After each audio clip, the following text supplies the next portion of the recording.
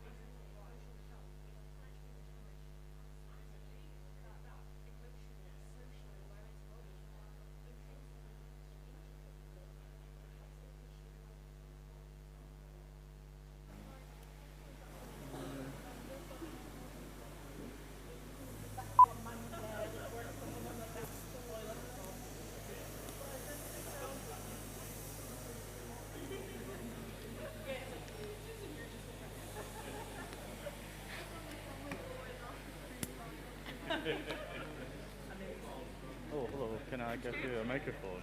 Is that okay?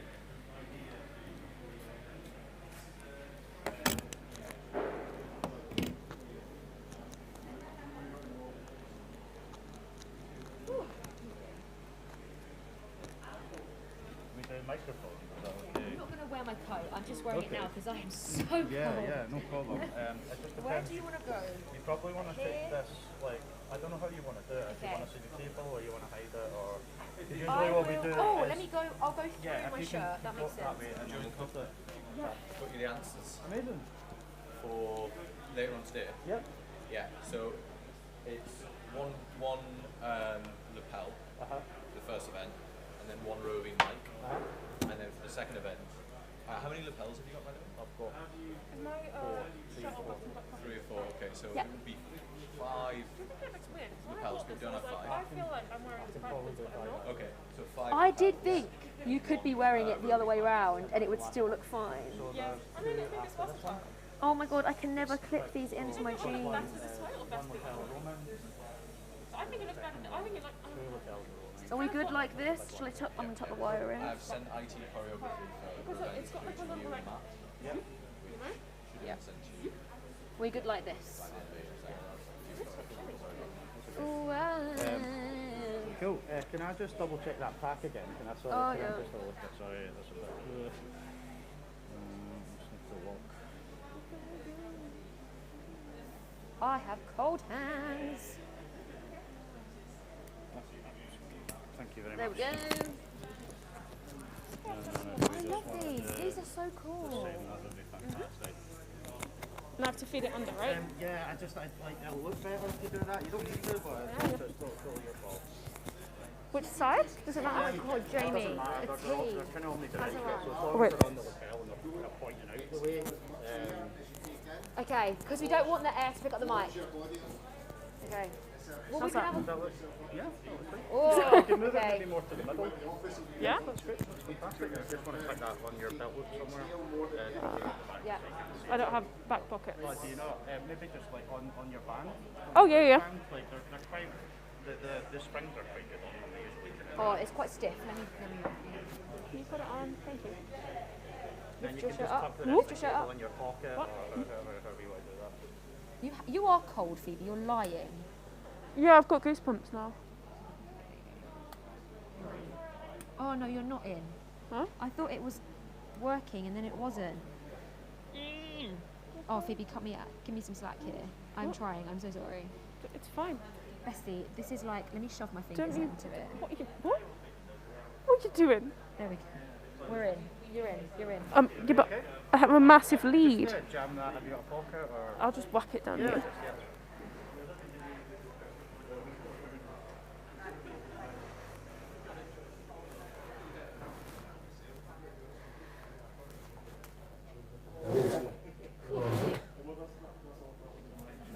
Is that? Can you see any of it? No. Excellent. Look at us go. Do you know what fell off? Like they put that in because it was something up there that fell off. Was it one of those windows? It was one of the black things. Oh, maybe that's why it's so clangy. Yeah. I am quite cold now. I wasn't cold earlier. Maybe it's because I just had that tea.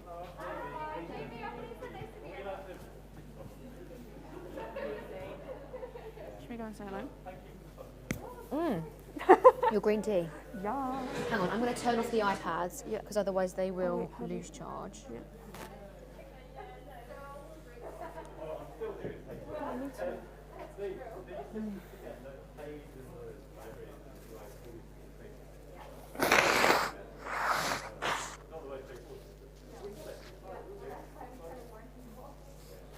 I know that slow. It's like really grotty if I have to wipe my nose. Are we taking our masks off? Are we taking our masks off to do it? Yeah. Okay. We'll Right. come. Bring your Yeah, okay, tea. so- Bring your tea. Ooh. Chop, chop, come and go. Hang on. We're coming, we're coming. Right. Give me a second. Yeah. Hello. Hi, nice to meet you. Real life students. Yes. This is Lisa from the US Embassy in London. Oh, nice. Sorry, what was your name? Lucy. US Embassy. Oh, amazing. very Nice to nice. meet They're you. funding Teach the Teacher. Oh. You're crediting them in the early bit. Yes, we are. It's you. Just so you can make the link. That's the last bit of the sentence. Yeah. Amazing. Lovely to meet you. More people are arriving. Where do you live? I'm from the West Midlands, but I'm studying at Lancaster Uni. Okay. Yeah. I am Essex, so like just about half an hour outside of London. Okay. So yeah, I'm applying to university this year. So you know, hopefully it all goes well. Yeah. Where are you looking to study? Fingers crossed, Oxford, but also Manchester.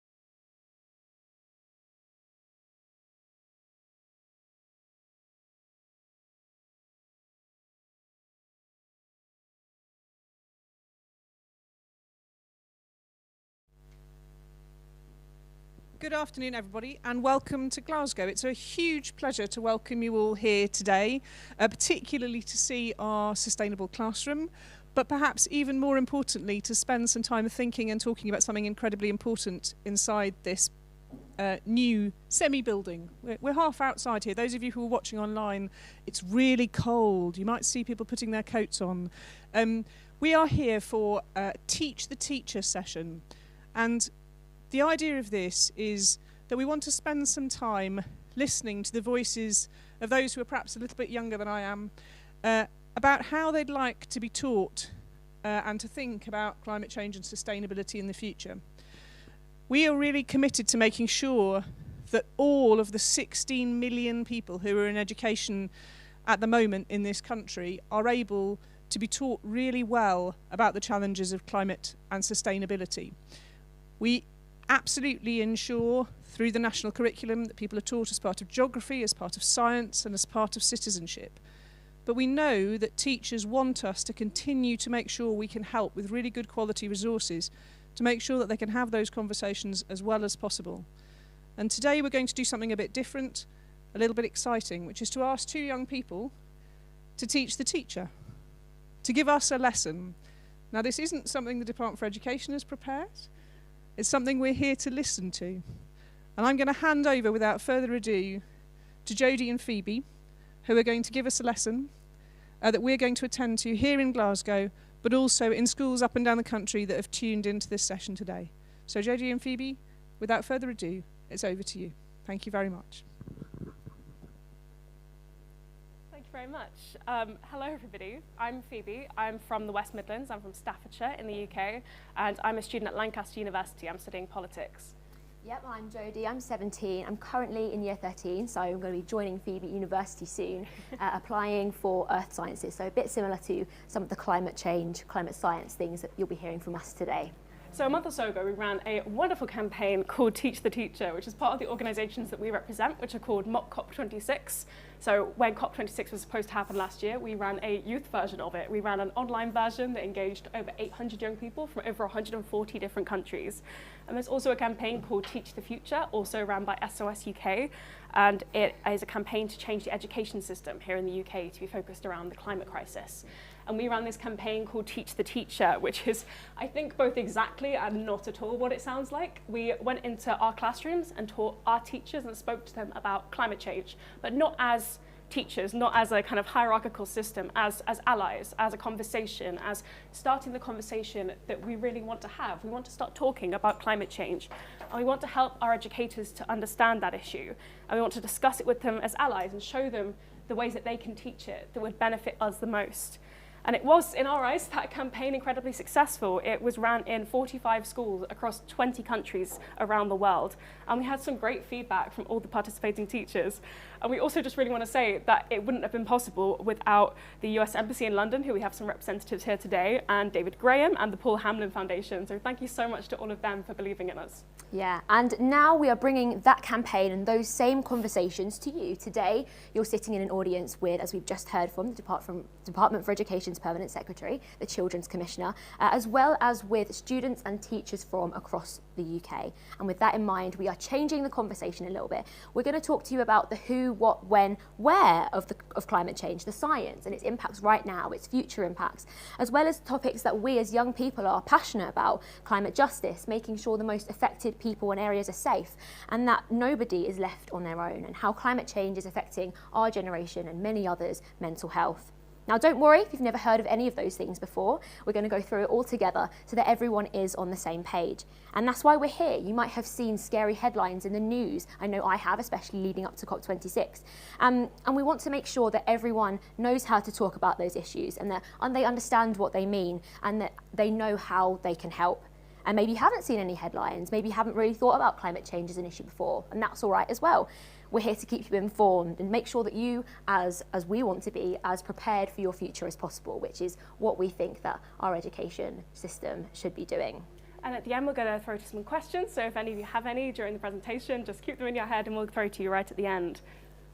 So why are we actually doing this? Well, why does Teach the Teacher exist as a project? lucky you, we're going to talk about that now. 4% of students, according to research that Teach the Future, that climate education in the UK campaign we were just talking about, 4% of students felt like they know a lot about climate change. 4% of a generation that are going to have to deal with the effects of this crisis and deal with solving this crisis. Only 4% of them feel like they know a lot about it. I think when I was growing up within the education system here in the UK, I didn't really know anything about climate change. I had climate change in my curriculum. I had it within the science that I did in the first half of my high school curriculum. I had it within the combined science GCSE, but I didn't have it. I didn't choose separate sciences. I didn't choose geography. So it wasn't at the forefront of my mind. It wasn't at the forefront of education, but it was at the forefront of the pages of newspapers. It was in the headlines, and it was terrifying to think that that would be my future.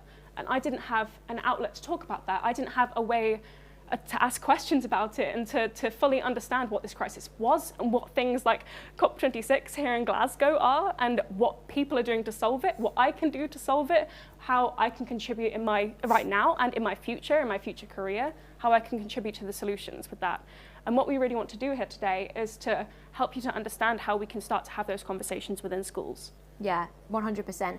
And the research that you were talking about a minute ago, to top that off, at the same time, Oxfam conducted similar research, but that actually found that 70% of teachers didn't feel adequately equipped to educate students on the climate crisis. So we, the students, we don't know, and it seems that some of the teachers don't know either, the ones who prepare us for our future. As students who have had to grow up in that education system that we don't think is preparing us for a future of climate change. We want to do something to help change that.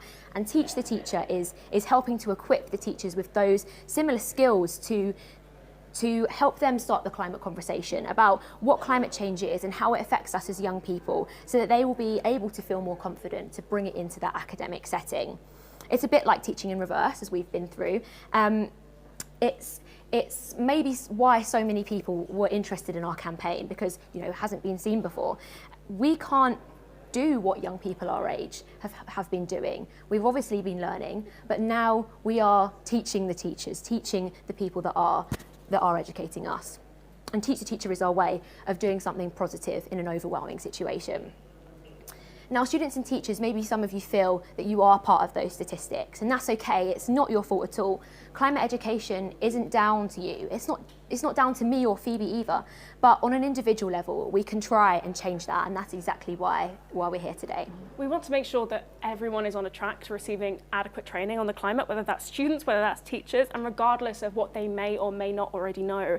And I think it's really important that this space now, this space here and in the classrooms, that's for continually learning together, continually learning for a crisis in the same way that we have with COVID, so that we can be all on the same page.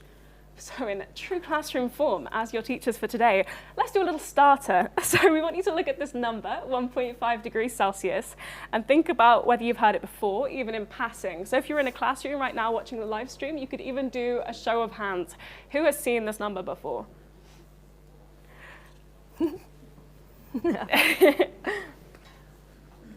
Exactly. Well, what does that actually mean? The 1.5 degree statistic, made famous by the IPCC, that's the UN's Intergovernmental Panel on Climate Change, and if you don't know who they are, they assess the science part of climate change and how good or bad the situation currently is. And they've been a big part of how we understand action on climate change. If we pass the 1.5 degree warming point, that's 1.5 degrees above global average, above pre-industrial temperatures, then the IPCC special report makes a scientific case that we will go past a critical tipping point, which is likely to cause irreversible impacts to life as we know it on Earth. With global warming of this number of 1.5 degrees, there will be increased risk to health, livelihoods, food security, water supply, human security, and economic growth. And this 1.5 degree limit will be reached in 2034 if the warming trend continues in a similar way to what it has been up until December 2020. So really, it is a little bit of a worrying situation. So now that everyone's in a little bit more of a climatey mood, or a bit of a terrified mood maybe, we're going to start by talking about the information that you may already know, but you may not know. And it's okay either way. It's okay if you know, and it's okay if you don't know. There's a lot of different but related terms about climate change. So you have climate crisis, climate change, ecological breakdown, global warming, global heating. So we're going to try and break them down. Whether or not we'll accomplish that is a different thing. Climate is the average pattern of weather conditions over a long period of time. So climate isn't weather. Weather changes daily, and the phrase that we've seen used before, and the phrases that we use, is that climate is what you expect, weather is what you get. So global heating and global warming is the increase in the Earth's average temperature over a long period of time. So global heating and global warming will change the climate on that large scale, which will affect the weather that we experience on a daily basis. So climate being the average pattern of weather over the long period of time, and weather being what we experience on that daily basis. As climate activists, we like to focus on and use the term climate crisis, and that's because climate change is something that we know that can happen naturally, but due to human activity, due to a lot of the things that we've been talking about, the IPCC special report, we know that now we are at a point of crisis when it comes to climate change. We are in a climate emergency. We're in a climate crisis, and the UK has declared a climate emergency, and that's going to be expanded on in the next couple of slides. And we're going to go on to look at how all of those terms link together, how we link together climate change, climate crisis, how we link together global heating, global warming to climate and weather, and how that impacts our lives here in the UK and everywhere else in the world. So let's talk a little bit about the causes of climate change. Well, the Earth has changed naturally for centuries. Human activities like burning fossil fuels, deforestation, and agriculture, they all contribute large amounts of greenhouse gases, so carbon dioxide, methane, water vapor, to the atmosphere, which enhances a natural greenhouse effect. Yeah, and that human-induced kind of dangerous climate change, like Phoebe was talking about, the accelerated greenhouse effect, is due to those unnaturally high amounts of greenhouse gases in the atmosphere. And those gases are the ones that would trap heat that might otherwise escape. So exactly like a greenhouse. And this has obviously dramatically increased recent rates of global heating, and it does lead to those large-scale shifts in weather, which we call climate change. Now, this graph on the screen here shows the correlation between CO2, carbon dioxide, and global warming. On the x-axis, you have the time there in years since 1880, and on each y-axis, you have obviously CO2 concentration and global temperature. So as you can see, in the past kind of 20 to 40 years, carbon dioxide concentration has dramatically increased, and consequently so has global temperature, that line there being the CO2 concentration. It's just some of the evidence amongst an abundance of other accepted data that human-induced and unnatural climate change does exist. So to me, to Phoebe, and to all of the people in our organisations, to many others around the world, the science of climate change is crystal clear. So I mentioned fossil fuels just now, but there's often so many questions and misconceptions around what fossil fuels actually are. So we're going to try and talk about that really, really briefly. So fossil fuels, and I'm going to have to very heavily refer to my notes because I did not do separate sciences in school. Fossil fuels are made from decomposing plants and animals, like these fellas, hence the name. Organic matter builds up in layers and gets buried deep in crust, so that's like the outermost layer of the Earth. And over the course of millions of years, that matter is subject to heat and pressure, which converts it into high carbon and hydrogen store, and those are then called fossil fuels. So for example, more than 50% of a piece of coal's weight must be from fossilized plants. And you also have oil, which is a solid material between layers of sedimentary rock, and natural gas, which is found in pockets above those oil deposits. And natural gas is usually mostly methane. And there are a couple of issues because extracting those fossil fuels is often very harmful. You might hear about how dangerous it is to drill for oil, both in terms of the ecosystem's cost with oil spills or fires, but in terms of the human cost, it's quite dangerous to work on an oil rig. And other ways of extraction, like hydraulic fracturing, it's also known as fracking, are detrimental. They can be detrimental to the environment. They might poison groundwater, poison surface water, cause air pollution and methane pollution, which we've just talked about worsening global heating. And there are some other issues too. One of those being that fossil fuels are a finite resource and they're not renewable. And it actually takes around 650 million years for those deposits of the fossil fuels to form. So really it's not sustainable to try and wait for more of them to be made. And the thing about those fossil fuels and why they're always talked about in climate negotiations like COP26 is because of all of those things that we've just talked about. They release the harmful gases when burned, and they make global heating worse. So the thing is that not only are we running out of those fuels, but using them is bad for the environment, and it actually exacerbates climate change. So some people and some regions of the world, like us here in the UK, are not currently on the front lines. We're not currently experiencing the climate crisis, and we sometimes refer to that as climate privilege. We're not seeing this right now. However, we should also recognise that's likely only to be temporary, as we will all be experienced by the climate crisis at some point in our lives if we don't make significant changes to the ways that we exist on the planet. For a lot of people, climate change has been subtle. It doesn't look like famine, it doesn't like wildfires, droughts, it doesn't look like extreme weather events. It looks like reading about them. It looks like seeing the headlines on the news that I was talking about earlier. And because of that, I think a lot of people fall into the trap of believing that it doesn't exist, or believing that they don't have to do anything about it, or that somebody else will deal with it for them. Because like, we live in the UK, what's the big deal about a little extra heat? Like, we could probably use that, especially in Glasgow right now. But the thing is, a little extra heat and invisible climate change, it doesn't exist. I can guarantee you that at some point in your life, climate change has affected the way that you exist in this world. And its knock-on effects are going to continue to affect your life in the future, particularly if you're a young person. Yeah. And the thing is that there are many examples of those large-scale shifts in weather, and they're impacting us today. I mean, if you've been looking at the news over the past year, you might have seen the California wildfires, the Australian wildfires, Texas freezing over, maybe Belgium flooding, seeing the cyclones in South Asia, maybe even the ocean catching fire in the Gulf of Mexico. And these are linked to things like rising sea levels and intense tropical storms. One thing that I know I've noticed is the increased frequency of rain, especially in summer, and definitely in England. That one sounds familiar to me. But the list goes on, really. And the thing is, these are only some of the recent events on the global news. And there are many, many more of these incidences happening every day, and especially in the global south, that don't really get the press coverage. And by global south, by the way, we generally mean countries that are outside of Europe and North America, the ones who are mostly low income in comparison to those countries, the ones in the global north. And they're the ones, for the most part, that are experiencing the front lines, the wildfires, the tropical storms, the floods. And we say that they are on the front lines of the crisis, yet they do have less economic capacity to respond to and to mitigate those extreme weather events and those impacts, especially through what most people are talking about at COP26, the tech fix, the science solution. And the thing is that the time lag, especially between the cause and effect in climate change, means that these weather shifts will continue to get worse into the future. And if we do nothing, climate change will begin to turn our world and our planet into something that does look more and more like a Hollywood disaster movie. It already looks like a Hollywood disaster movie looking at these pictures. I mean, there are also real life impacts that aren't natural hazards too. As a 170% increase in flood risk, 5 billion people lacking sufficient water, no ice in the Arctic at least once every 10 years, which already affects global ocean circulation.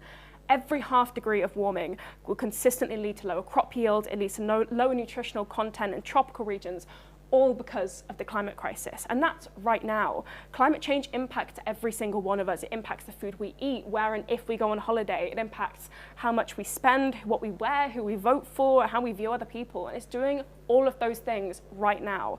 The IPCC that we talked about earlier, Intergovernmental Panel on Climate Change, they said that taken as a whole, the range of published evidence indicates that the net damage costs of climate change are likely to be significant and to increase over time. And the thing is that these costs probably aren't going to be paid by the big world leaders. They'll be paid by those on the front lines, like we just talked about, the front lines of climate change, by the marginalised communities that are disproportionately impacted every day, by those who have already had their homes taken from them, their livelihoods affected, maybe even their families have been injured or even died. And this really heavily links into something that we as climate activists, climate campaigners, call climate justice. And we'll talk a little bit about that now. So you might have heard the term climate justice being thrown around before, but we're going to talk to you about what it actually means. So the impacts of climate change, as we've been talking about, they disproportionately affect different groups of people. So climate justice is the fair treatment of all people and the freedom from discrimination in the creation of policies and the creation of projects that address climate change, as well as the systems that cause the climate crisis and maintain that discrimination. So that's quite wordy, but essentially at its core, climate justice is social justice. And it's something that's increasingly incredibly important, not only to us as activists, but also to everybody, to young people and to adults in this world. Now, this is an amazing quote. Mary Robinson, I'm actually reading her book now, it's very interesting. Climate justice links human rights and development to achieve a human-centred approach, safeguarding the rights of the most vulnerable and sharing the burdens and benefits of climate change equitably and fairly. And its resolution, equitably and fairly. However, the emphasis here should be on the vulnerability to the consequences of climate change. Due to power and maybe privilege, different groups of people have access to different resources and different amounts of financial capital to try and mitigate those impacts. We will all be affected by climate change, but some people, some groups of people in some areas will be affected sooner, will be affected worse, and they'll be impacted, they're being impacted now even. So to demonstrate this kind of disproportionate effect, especially on marginalised communities, this map shows cumulative carbon dioxide emissions, with the darker countries kind of emitting more overall carbon and the lighter ones emitting less. And as you can see, the global south countries release a proportion of emissions that is kind of smaller in comparison to others. There's often this narrative around like carbon emissions and around the causes of climate change that focuses on individual carbon footprint and focuses on like population size. And that's such a misconception, because the idea of a carbon footprint was a campaign by the fossil fuel company BP in the 1980s, which aimed to draw attention away from the impact of big polluters and put the blame and the cause of the problem onto the individual. And this data, this graph highlights, is it a graph? Map? It highlights that climate change is not the fault of the individual. Climate change is actually mostly to do with wealth inequality. It's to do with wealth, economic ambition. That's a greater contributing factor than individual carbon emissions and individual carbon footprints. Climate change, in a lot of ways, we would argue, is the result of centuries worth of oppression of the global south, of these countries here that contribute much less in terms of carbon emissions, but are on the front lines of that climate crisis. And that is in the interest of implementing a high carbon, a resource depleting model, not of overpopulation or of individual carbon footprint. Yeah. And the thing is that in every kind of scenario, you've got economic, environmental, social on the screen there. These communities, the ones that are marginalised on the front lines, they're the ones living with the impacts of climate change. And these maps all show the kind of disproportionate effects that those communities are having, whether that be kind of projected change in annual GDP. That's an up to 4% reduction. And you've got negative 50% change in agricultural productivity, and then increasing mortality impacts, increasing death rate there. And the thing is about climate justice is that it emphasises the importance of centering the discussion and working with and not for those at the forefront of the crisis. It ensures that it's a process of empowering and listening to and working with those communities rather than imposing certain knowledge systems, certain ways of doing things on them. So when we're thinking about climate justice, this is a great analogy, one that can be really, really useful. Same storm, different boats. The effects of climate breakdown, if left unchecked, they're going to affect everybody. They are, in a lot of ways, although we have problems with this quote, it would be the great equalizer. You know, they're going to affect every single person on this earth. Earth will become uninhabitable for most humans. At 4 degrees of warming, we'll be able to support less than half of the current global population. We're all in that same storm. We're all in this climate crisis. But our varying advantages, our varying experiences of like having the economic capital to be able to mitigate and to be able to adapt to those issues, and also centuries worth of oppression, those different privileges mean that we're facing the storm in different boats, with some groups able to avoid the worst effects because of their regional context, their regional context, their economic circumstances and their social standing, and some groups not being able to. Yeah. Now, this is B. If you were in the Green Zone yesterday, you might have seen the My Climate Reality VR exhibition. She's one of the wonderful films that we had commissioned as part of that. She's also part of COP, which both me and Phoebe work for. And she's 25, she lives in the Philippines. And as part of the My Climate Reality exhibition, she told us about how climate change has affected life in her country, with the Philippines actually currently being one of the worst affected places in the world by the climate crisis. And in fact, climate-related hazards in the area are increasing in frequency and intensity. And actually the same number of tropical storms in the area occurring in the past 20 years, the same amount have occurred in the previous 15 decades, 150 years. And she says that climate change has affected our way of life as a nation. The school year has been moved to August compared to the original June because of the extreme rains, which aren't even typhoons. And they have brought in heavy flooding, which sometimes reaches the roofs of 2-story houses. And even those privileged and not directly affected by the flooding often suffer from something that she calls donations burnout due to the number of disaster responses needed, and that was especially last year. Livelihoods are still struggling to stay afloat given the back-to-back of the pandemic and multiple extreme weather events, and farmers are especially vulnerable. Now, there are 109.6 million people living in the Philippines today, and that's 109.6 million people living with a similar story to Bee's. And the thing is that that number is only going to grow, and the reality is that people living in the global south are going to have a similar story to Bee's, and they're going to be experiencing similar things every day. For Bee, the way that she experiences the climate crisis is intrinsically linked with the way that she experiences this world living in the Philippines as a Filipino woman. So we're going to explore that a little bit further, this intricate web of identities and their connection to climate and social justice. So intersectionality, that big word there, and the term of Kimberly Crenshaw, who coined it, is a lens through which you can see where power comes and collides, where it interlocks and intersects. So basically, it's the way that different parts of our identity, so being a woman and being queer, being black and being disabled, cross over with each other, and their effects are felt as a combined force. So it's the acknowledgement that everybody has their own unique experience of the world, of oppression, of discrimination. So what comes under intersectionality? So we have religious equality, racial justice, class justice, LGBTQIA+ justice, disability justice, gender equality, and of course a climate and social emergency, climate and social justice.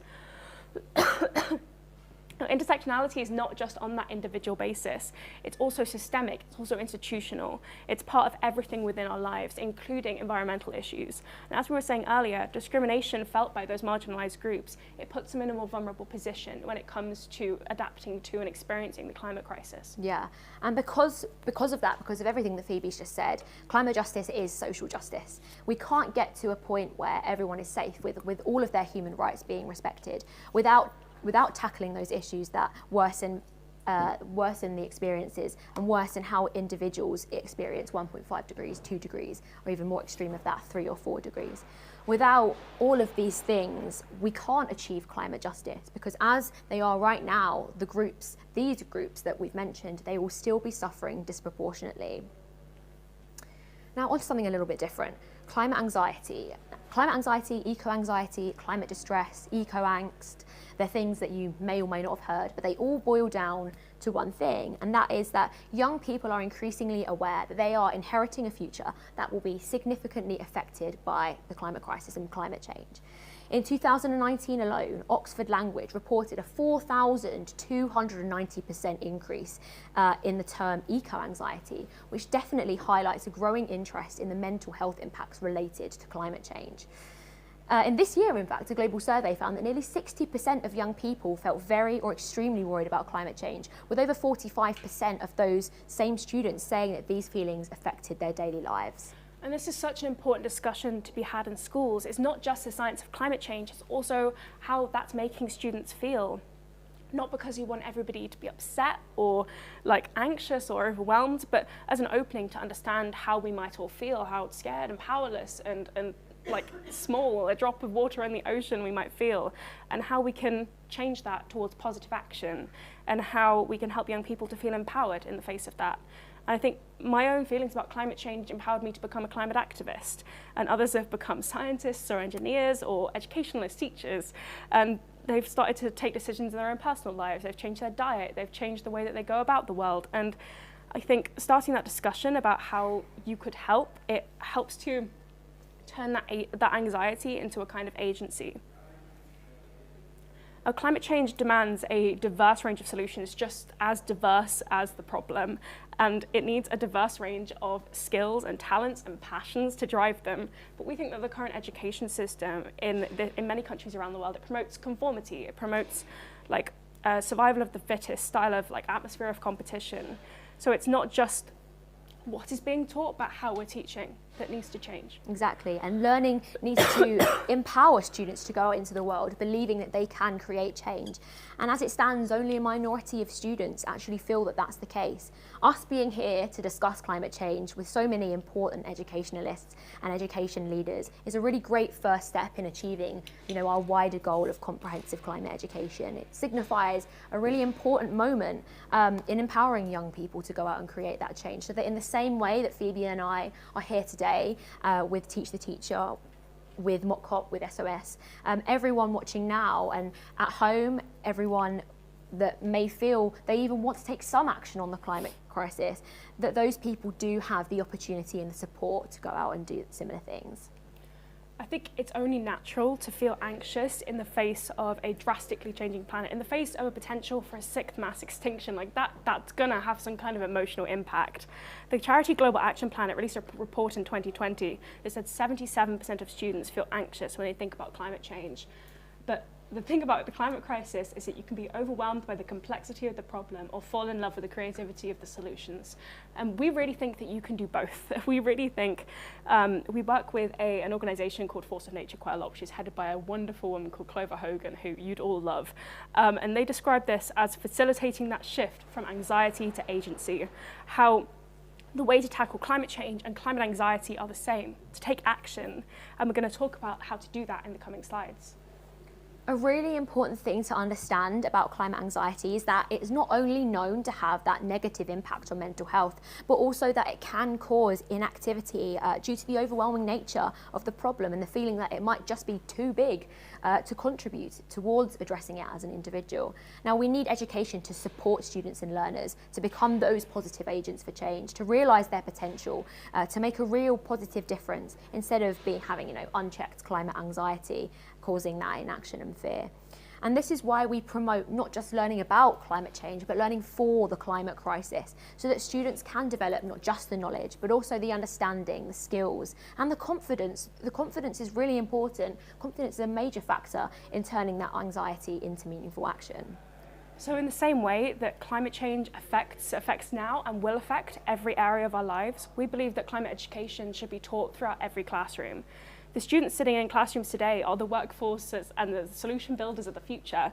They are the future nurses, future civil servants, future teachers, future IT technicians. All of those people will have to deal with the effects of the climate crisis. Everyone is going to have to see these headlines. Everyone's going to have to feel those effects. So why are we not teaching that to everybody? Why are we keeping climate change to the separate sciences? Why are we keeping it to geography? And yes, some teachers, even whole schools, do way beyond the curriculum, way beyond the mandate on climate education. But that really depends on having a school leader or teachers or students that really, really care about it. And we don't think that it should be dependent on that. I didn't do, as I said, the separate sciences or geography in school. My experience was a single page in a textbook. And when I was younger, I was seeing all those headlines in the news and I was seeing the Paris Agreement being signed. I didn't understand what was happening. I saw the scariness. I didn't see the hope. And I think that's what we really need to give to students. I didn't have a place to ask questions. I didn't have a place to express how scared I was for myself, but not just for myself, but also my family. I have family in the global south, in the most affected areas. I was scared for them. I was scared for myself. I was scared for what my future would look like. And we need a place to express that. I think my education in the last couple of years didn't provide that, and we really want to help make sure that it does. And the thing is that the climate crisis, as we've talked about, can be woven like a golden thread through many topics: psychology, history, economics, politics, citizenship. It needs to be taught in religious studies, in maths, in English literature. And at COP today, we can see religious representatives from across the world protecting their planet based on beliefs of loving thy neighbour and looking out for those suffering in the global south. We need to learn that, what religion looks like in practice, in the modern world, in the context of climate change. In history, we have to learn not to repeat our past. We have to learn how the climate crisis came about so that we, as the next generation, can look towards the future and towards those new solutions. We can look at the Industrial Revolution, which many would argue is the point that we started to enhance the natural greenhouse effect and to create that human-induced climate change. We can look at mass deforestation, the history of fossil fuel extraction. In psychology, obviously we've talked about climate anxiety, and we can study how that same anxiety, depression even, and other mental health issues affect our generation and how others experience the world. And in politics, that's my degree subject. We can talk about how our changing world and how the economics and politics that surround it and have shaped to it, how that has changed, and how the theories for how we can use that to solve the crisis, and how I think as students and pupils don't understand what's happening here in Glasgow today. They don't understand what COP26 is. They don't understand multilateral organisations. They don't understand how the national government works. I didn't know what left or right of politics meant until I was in like year 9 of school, so I was probably about 14, 15, which I probably should have learned that earlier, which is probably on me, to be quite fair. But we need to understand how those systems work. We need to understand what the Paris Agreement is, what these international agreements are doing, whether they are binding, what different countries are doing, what the UK is doing. We need to know these things, and we need to think about how democracy and the challenges of implementing real change are happening. And students need to be learning that. We need to think about the uncomfortable outcomes and the needs for significant lifestyle changes at individual and at whole societal levels. And that's really similar for economics. There's a really strong argument that people should have to study different models for an economy and the challenges for the growth model and how growth model is like linked to climate change, how it isn't linked to climate change, and its impacts on like resource depletion and contributing to the climate crisis. And we believe that that could be made more mainstream. Yeah. And in order to show students their potential to make a real difference, we need to show them the ways that it relates to them, their real life, their subjects, their future careers, that everyone, including the teachers that are watching right now, they can and must contribute to the solutions of that. Now, at a university level, there are increasing examples of sustainability being embedded in design disciplines, but this isn't across the board, and it also should also be happening in a secondary school education. For example, in university fashion design, it's increasingly acknowledging the negative impacts of fast fashion, like we talked about when we were talking about that graph on the board. And the negative impacts of that on the planet, and students are engaging with solutions to this. I've seen some really incredible degree fashion shows with recycled and sustainable materials. It looks amazing. And similarly to that, product design, students are being encouraged to consider product life cycles with the goal of progressing a circular economic model through progressive design approaches. We can vouch for the fact that students want to talk about climate education. We need to talk about climate. And that's why we're here today, to welcome those same conversations into the classroom and to say to everyone watching that it is time for us to start that climate conversation. We recognise that for many of you that actually this might be quite an uncomfortable space, that like us, you might not have learnt about climate change, and you might feel concerned to talk about something. We've been talking about how big this issue is and how scary this issue is, and thinking about that you don't know, if you don't know all of the facts, if you don't know absolutely everything and a superhuman expert, that you should not be starting it, that you shouldn't be having that conversation or teaching about it. And teachers, I think you also have your own emotional landscape to navigate when you have those conversations. You have to mitigate your own fears and your own anxiety about your own children or your own futures. And that's difficult when you're trying to manage such powerful and big emotions. But the thing is, I don't think you need to feel burdened by the scale of the problem, by the enormity of the problem, because I think climate change isn't something necessarily to be taught in the black and white fashion. It's a crisis that we have to explore together. It's something in the same way that Teach the Teacher has been approached. We have to talk about as a conversation, as something between equals, between allies, and something that we need to explore as like, together. And I think many young people are struggling to know where to go to talk about these feelings and to talk about climate change and to talk about the headlines that they're seeing everywhere, especially to do with COP26 and on the run-up to this. I think school is a place where we can have those conversations, and we just need to give young people and teachers that opportunity. Yeah, and the thing is about that opportunity is that it is a scary situation, and for many people that can be hard to tackle. But the thing is that we need teachers to be brave, to allow those conversations to happen. Because the thing is that whether we like it or not, the climate crisis is going to affect us. It's going to affect our future. It's going to affect everything in our lives. And if school prepares us for that future, so climate change therefore needs to be a huge part of that education. Talking about the climate crisis in schools is a massive, massive opportunity to help practice the core skills that we're going to need to respond to the climate crisis, whether that be in our daily lives or challenges and opportunities in our career and our future. Skills like critical thinking, resilience, adaptability, systems thinking, global awareness, problem solving, all skills that can become regular features in things like daily discussions, in the wider pastoral curriculum, but also in individual academic teaching. Now, we talked earlier about intersectionality and the ways that the climate crisis links across people and places and communities.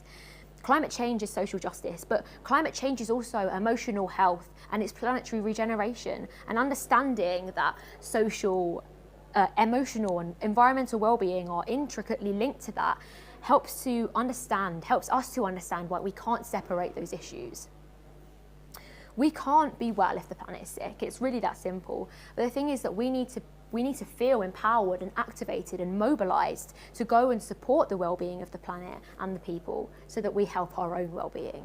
So we think this week at COP, world leader after world leader has said that we need such a seismic shift to get to 1.5 degrees and to start healing the planet, to start dealing with this crisis in the implementation and the solutions instead of just the pledges and the promises. But I think, as Nelson Mandela once said, education is the most powerful weapon that you can use to change the world. So to our fellow students watching, imagine how powerful it would be if your teachers taught you about climate change in an integrated way across all of your subjects, in a relevant way and in an empowering way. You and all of your fellow students would see how everything is connected, and you would begin to understand what role that you could play in tackling such an insurmountable, massive, terrifying problem. Recent research by the Brookings Institute showed that if only 16% of high school students in high and middle income countries were to receive good quality and empowering climate education, we could see a nearly 19 gigaton reduction of carbon dioxide by 2050. If only 16% of high school students in those high and middle income countries, a 19 gigaton reduction of carbon dioxide by 2050. That's massive. Comprehensive climate education is critical to net zero, and it always should be. It isn't just that we'd be saving energy now, that we'd be going vegan, that we'd be taking less flights or more public transport, whatever. It's that we can influence our country right now in the same way that me and Jodie are. We're not running the country yet, but our parents, our grandparents, the generation above us are. And I can't tell you how many leaders or delegates or people just running around at COP this week I've spoken to, and they've said, see me as a young person, and I've said, yeah, I'm here because my grandchildren told me to. I'm here because my grandchildren were getting on at me and they were scared. That's why adults are getting into this. We are the reason. Not to take any credit on that front, but young people care, and that means that older generations care. We have a lot of influence, not just within ourselves and within the power that we will take in the future and the power that we take right now, but also because we can influence change. And I think when we all get into that work, when we all get into our future, we can really see how quickly that will speed up. And when we become the workforce of the future, we need to make sure that we are a workforce for solutions, that we're a workforce for change, we're a workforce to deal with a crisis on the level of COVID and more. And I think we both think that good quality and integrated climate education it can be a secret weapon for the world in fighting climate change, and we just need to unleash it. Exactly. So what now? You don't need to worry about being ready enough, or having to do your homework even. But today is the day to start having these conversations. Now is the time to begin that. This is a crisis for everyone to solve, for everyone to explore. So we need to do our part. And the best way to prepare young people, to prepare people like me and Phoebe, for the world beyond school is to explore that world as often as possible. But you don't need to take that on alone. We're here to do this with you, and to be honest, we'd really welcome the chance to do that with you, because we want to help our learning kickstart that preparation for climate change, preparation for a world that we're going to inherit. So thank you so much for listening to us and the things that we're worried about. It's nearly time to go out and start those climate conversations in the classroom. But until then, we're going to open the floor to questions. I think someone is going to come around with a mic. Yeah. Ooh, I see Sophie with the mic.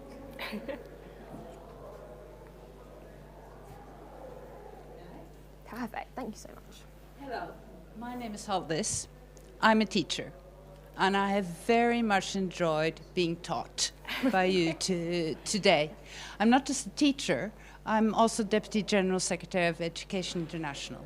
Oh, wow. And we represent 32 million educators around the world. And I'm very comfortable saying that everything that you have just taught me is in line with the manifesto that we have adopted and that teachers, 32 million of them around the world, back. We want climate change education for all children at all levels, age appropriate. We want it to be cross-cutting, transversal, that it trickles into all subjects. We want social justice to be part of it. And we want it to be conversational with the students. So we are your allies. Knock on the door wherever you are listening if you've not started talking to your teacher. One last point. Teachers need to be mandated to do this. Yeah. So it's not on an activist level. We need the politicians on board. Have you thought about teaching the politicians in addition to teaching the teachers? And then we could have even a broader ally group here, and perhaps if they had been taught by you, they would be pledging tomorrow to teach climate change education. Keep going, keep teaching. I think that'll be amazing. I mean, if we can find some politicians that will be willing to be part of those conversations, that would be fantastic. And I mean, that's obviously the ideal. Those are the ones that are creating the policies. Those are the ones that, in so many ways, have the power in our society in the UK right now. So, yes, absolutely. Yeah, we completely agree with you. Question. Actually, more to Jodie, because you're still at school, yes. And I wondered how that process of working with your teachers to look at how this is taught has been going, and whether that's something that you are engaged in doing together, and if there's kind of advice that you can give out for other students on how to work with their teachers to create an interesting lesson on these topics. Yeah, and that's actually it's a great question, because my teachers thankfully are really supportive of this, especially my heads of school. I like St Emma's College. I know you're out there, you're great. Specifically, they've actually asked me and a couple of the others to start working with them on a new kind of Year 8 curriculum. Well, not new, but like working on how we can integrate climate change into that Year 8 curriculum. And they're starting a panel, hopefully, which I'll be chairing as well, on sustainability, and that should hopefully be one of the first things. As for advice on how to start, talking to teachers, I would say just pick a teacher that you feel comfortable with, maybe someone that's really, you kind of have a feeling that they're gonna engage with you on climate change, because that's exactly what I did. It's how I got into the climate movement. And that has been then kind of got spread a little bit. Everyone started to know that the school wanted to talk about climate change. And then obviously now we're in that position to create that sustainability panel, because it's only grown. I would suggest just getting involved and start talking to your teachers. Say to them, I'm a little bit worried about climate change. I want to know more. Where do you think I can go? Is there a book that you recommend me to read? Is there an article? Is there a YouTube video? That's a really great place to start. It's just to start asking the questions. Hi, Phoebe and Jodie. That's fantastic. Really brilliant lesson. It's always good when we get new knowledge, and it's such a high standard. I've got a question for you. I mean, I think you have got you've got people listening to you that you can really impact on, and there's a level at which I think UK young people and children are able to get their voices heard. I wanted to ask your thoughts on those young people in some of those areas that are at the front line. You were talking about the global south. How do we help them, the young people there, get their voices heard? And is there a way we can do that? Or are there things you already know that are happening? Yeah. I thought you'd be the best people to ask, rather than us try and think about how to do that top down. The one's incredibly plugged into all of these youth things that are going on. I think the best way that I have seen is treating them as allies, treating them as individuals, treating them as people with agency. So I think what happens so often, I think both in the way that we approach, I think when we as British people, as people that have English as a first language, we approach people who aren't that way, even implicitly, as if they know nothing, or as if they're stupid, even if that's like a small thing in the back of your brain. I think the way to approach it is to approach them as experts, to approach them as young people that have so many valuable things to say, not just in their experiences, but also like in their lived experiences, in the way that they experience the world and the things they see on a daily basis, but also because like they know things in the same way that me and Jodie know things. They know things in the same way that all of you do. They're experts in engineering, they're experts in science, they're experts in politics, they're experts in the way that their country is run, but they're not being given the opportunity to talk about that. Yeah. And I think when you start to treat young people as experts, when you start to treat young people as meaningful in voices to include in that room, I think that's what we see a lot is youth inclusion, but youth inclusion as in an advisory capacity rather than with power and rather than with like actual influence. Yeah. So I think when you start to include those young people, and I think if we were going to be the UK talking to young people in the Global South, it would be providing them the resources and the avenues and the contacts to be able to then go into those spaces and be like, no, I disagree with you, and giving them the political capacity, giving them the ways to go into those rooms, the physical ways, and giving them the funding to be able to come to places like COP26, like to be able to get on the train, to be able to have the hotel accommodation or the homestay funding, you know, it's to be able to connect them with those resources and connect them with the skills and the capacity building to be able to get to the places where their expert knowledge and their experiences can be heard and listened to the most. Yeah, because the thing is that they have immensely strong voices, and they're speaking up for themselves and for their communities. The problem comes to when they don't have the platform to do that elsewhere, and it's a case of places, especially Mock COP. What Mock COP was so keen to do was to amplify those voices and to give those voices a platform to speak on a wider level, on a global scale, which they might not be able to do. So giving them a platform and amplifying those voices is very important. We aren't speaking for them, that we're allowing them, we're giving them the resources, the platform to be able to speak for themselves. Because otherwise we just continue that pattern of UK voice is most important, the English speaking voice is the most important one in the room, and that's not the case, especially when it's the climate crisis, when they are the ones that are experiencing it. Yeah. Hi. Hi, I'm with the U.S. Embassy, and it's our great pleasure to be supporting you in this, because you're two very inspirational young people.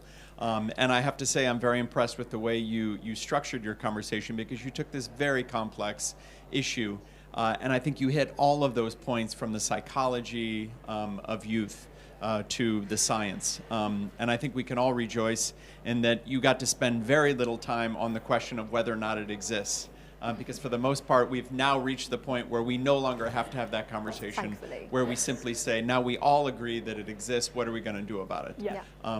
And I'm also very inspired to know that you've been involved in the COP26, in the Green Zone, as you mentioned. And my question is, if you feel like the youth voice is being heard enough this year, in the major conversation that's taking place right here in Glasgow, or obviously, because we all need to learn from you, what more do we need to do to listen to the youth voice going forward? Thank you. I mean, I have so many thoughts on this and so little time. It's true. I think the way that COP26 has been structured this year has been incredibly peppered by COVID-19, and it's been incredibly impacted by that. So I think a lot of young people don't have. So the way that COP26 is structured in terms of like passes is you have the green zone, public access zone, and you have the blue zone, which is like formal accreditation, like all of the fancy policy people, negotiation people, you know. But you can also be in that blue zone as an observer, as like me and Jodie are, where the NGO observers, where the charity people are going in to observe. And I think the way that you would include young people more meaningfully within those spaces is to not include them as observers, especially right now, because observers, because of COVID-19 and just because of the way COP26 is structured. It's a lot of Zoom, there's a lot of video calls. It's a lot of, we are, during the World Leaders Summit, which was Monday and Tuesday of this week, we weren't allowed into the plenary rooms, we weren't allowed to see the negotiations. We had to go onto our phones and watch a live stream on our phones of what was happening like a couple of rooms down the hall. Like we could sit outside in the corridor but not actually go into the room, and I think that's case in point of how young people will be treated in those spaces. I think until we start including young people as the party badges, as the people that are allowed to, even in a small way, negotiate or talk to the negotiators, and until we start capacity building and teaching young people that will be in those spaces what that will be like and what it will look like, and like how they should dress and what they should what they should bring and all of that kind of thing, like until we start not only including them and their voices and their expert voices in those spaces and making sure that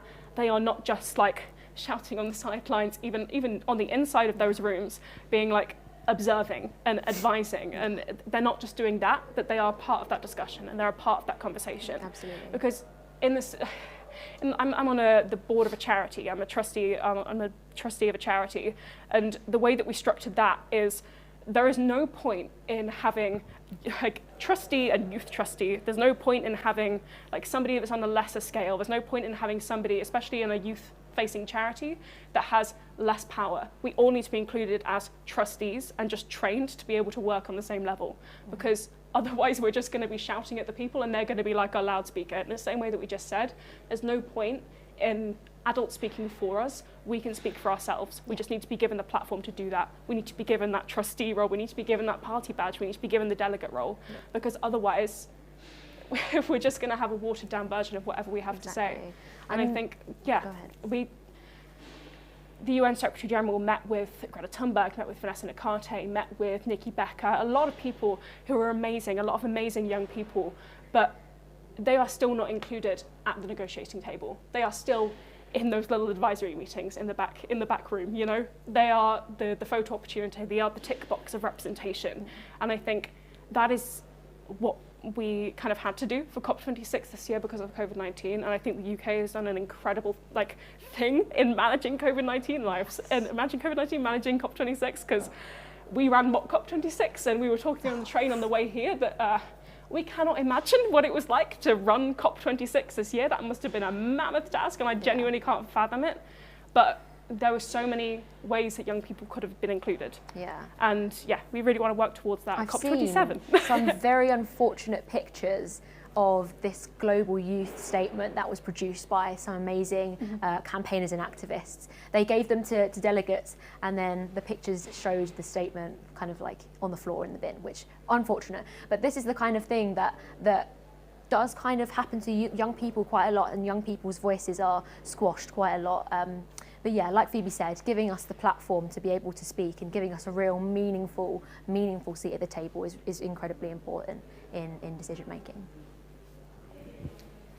Jodie and Phoebe, thank you. That was absolutely fantastic. Really enjoyed it. If I gave you a magic wand, because here we are at COP26, if I gave you a magic wand, what would you want the outcome of COP26 to be? Oh, wow. Oh, I could give you an itemised list. I mean, first and foremost, obviously, do you want to talk first? Or no, please go ahead. Okay, go ahead. I will carry on. I've been at COP26 for a while, so I'm very much in policy headspace. You're in policy mode. The Paris Agreement is not binding, and I don't know if it ever could be, but if I had that magic wand, the Paris Agreement would be binding not only to 2 degrees, but to 1.5 degrees. Yeah. And that means coal phase out, that means fossil fuel phase out, that means... all the things that politicians don't want to hear, basically. Yeah, that means no Cambo oil field, that means no new oil and gas, that means meaningful commitments and sticking to them with solutions, and immediately, rather than in a couple of years' time.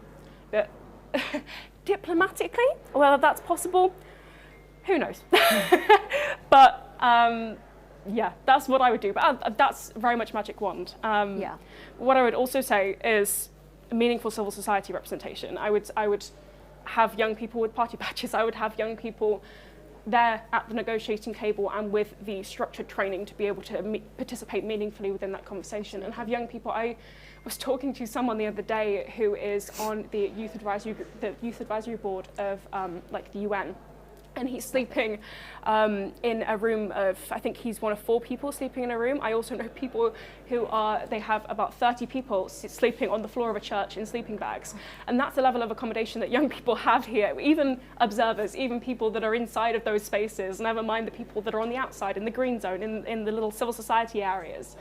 You know, young people haven't been given the funding and haven't been given the resources to be able to participate in this conversation. And I think if I had that magic wand, if I had a magic money tree, I would be giving young people those resources, and I would be giving civil society those resources, and I would be putting young people into the room with Alok Sharma, with Antonio Guterres, with all of the people with the power, and I'd be making sure that those people could listen. But again, magic wand.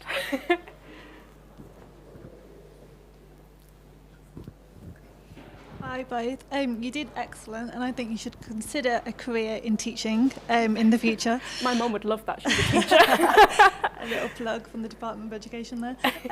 But my question kind of follows on from Mike's, but more on the everyday consumer behaviour type thing. So in the last 5 to 6 years, we've had a big media push about the plastics pollution and about sustainable fashion, and people now are making really good everyday choices around those 2 issues.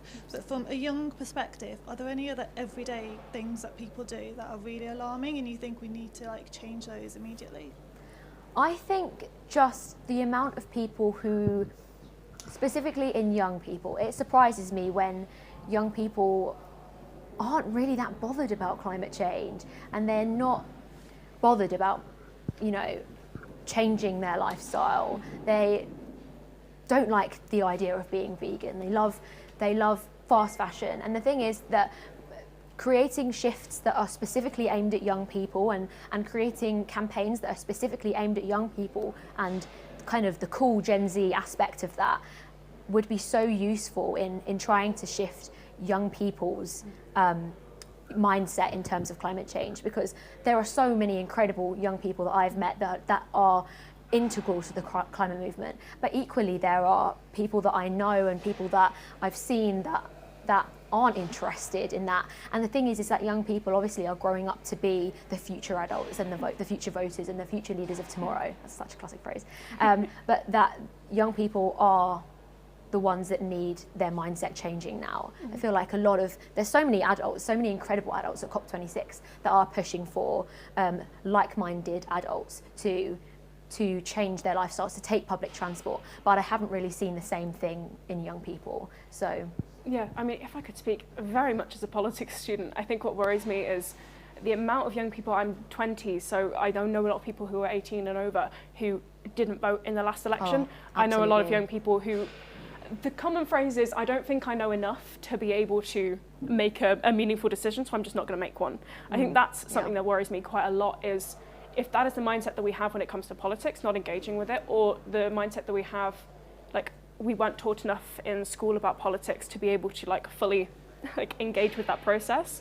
I think that worries me a little bit, but I'm not sure if that's individual or systemic. I think the lack of political engagement is something that really concerns me, because I mean, as you say, policy is what is going to shape how the solutions to this crisis. Yeah. It's not just teachers, it's politicians who are going to have to deal with this. So we need to make sure that the politicians that we have are politicians that fully represent us, and we need to make sure that our democracy is remaining upstanding, because if we have young people that are completely disengaged with politics, where are we at with democracy, you know? Yeah. Oh. Awesome presentation, guys. Just a question. So you must know that tomorrow, or is it later today, the Department for Education are launching their climate and sustainability strategy. What do you want to see in it? What are you excited about? Because it's a new thing. What do you want to see? Well, many things. But I mean, primarily, I think having mum as a teacher, I think I want to see a professional teaching qualification about climate change. Absolutely. I want to make sure that teachers are being trained properly and are given the capacity to be able to do that, because I know from growing up with my mum that she is very overstretched in what she's doing. Teachers across the country are, and I would want to see something that isn't just tacked on to the end. It's something that's integrated throughout. It's something that's mandatory. It's something that's assessed. It's something that's woven like a golden thread through the entire education system. Anything you'd add? Yeah, and I definitely want to see young people being included in the new kind of climate curriculum. I want young people to have that say in what they want to learn and the things that they want their teachers to be taught. Teach the teacher, I love that. Yeah, but just young people having that input, because obviously it's our education, it will be future young people's education, and having young people at the forefront of developing a climate change strategy, I think is very, very important in that. Perfect. Any final questions?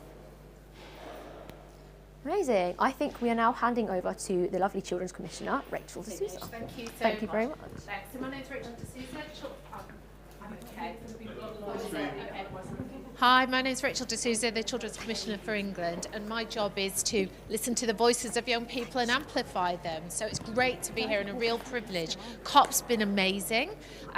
So first I want to thank Phoebe and Jodie. That was, I mean, brilliant lesson. The best lessons for me have new knowledge, are a really high standard, take me somewhere I haven't been before. But also, wasn't it their enthusiasm and commitment? Their best teachers are the ones who love their subjects, and that was really, really special. So thank you to both for that. So why am I so interested? Well, I've just done a survey of England's children. We've just had over 500,000 responses, listening to children and their concerns. And I can tell you that one of the biggest concerns for our children is the future of the environment. 39% of them put that as their main issue. It was in the top 2 issues. It was also something that they really wanted for their life going forward as well, something very important to them. So if it's my job then to listen to that, and the one thing I'd want to tell Jodie and Phoebe and everyone listening is, I can tell you that I have spoken to the Department for Education. We've got the Permanent Secretary here today, Director Generals, others. They are listening. Look at this classroom we're standing in. I mean, Mike Green over here and his team have developed a proper eco classroom that actually children would love to be in and young people would love to be in. Everyone, I think, really are trying to listen. I spoke to Alok Sharma. I shared his view, this view of young people before COP, and he committed to me, and I hope so for Phoebe and Jodie who wanted this, he committed to me that he would take these views of young people to every government, every business, every world leader he spoke to. So please do know you are being listened to, and that's the start, and we must listen more. So COP26, what have we seen? I've been so excited to see the solution-focused approach of COP26. And one of the key ways that's happened has been the involvement of young people. So yesterday, I was able to hear multiple ideas from 260 of Glasgow's children about how we can make the environment around them and the environment better and try to solve things. And there's a clue in that. One of the things I was thinking about yesterday was how much more creative, I'm sorry adults, how much more creative children's brains are than adults' brains. We kind of have educated ourselves out of it. And the solutions that were coming out of those young people, I mean, from Venetia, one of the Young Earthshot Prize finalists, who'd actually looked around in her home in South India and seen how fossil fuels were being used for ironing and developed a solar-powered model to actually do something about it. I mean, the multiple solutions to making the environment better coming from young people are amazing. And if I had a request, thinking about climate strategy and climate education with children would be finding a way to unleash that creativity, because that's where the solutions are going to come from. And I am, as an ex-head teacher, also going to say science, maths, STEM education, because that's where our environmental scientists, our creators and our inventors are going to come from. So few thoughts there from me. So, I would say young people, keep going, keep teaching the teachers. I think you're incredibly powerful in teaching your teachers, teaching your parents, teaching your grandparents, your carers. Yes, like Phoebe and Jodie said, be political. Write to your MPs. Make sure we're talking to ministers about this. And all around the world, I would say the global thing is important too. Let's connect with young people right across the world and try and make a difference everywhere. I think that's really strong. So adults, what can we do? So we know how passionate young people are. I would say we have to keep listening. We have to keep using, I've already praised Mike for his eco classroom. All of us can be thinking about how in our work we can improve the environment. But most importantly, and the lesson of today for me is, let's listen to the young people, let's learn from them, let's get them around the table, not just at COP26, but for the days and weeks and months to come, and that's how we'll move our environmental issues on. Thank you very much, and thank you for being here. Great to meet everyone.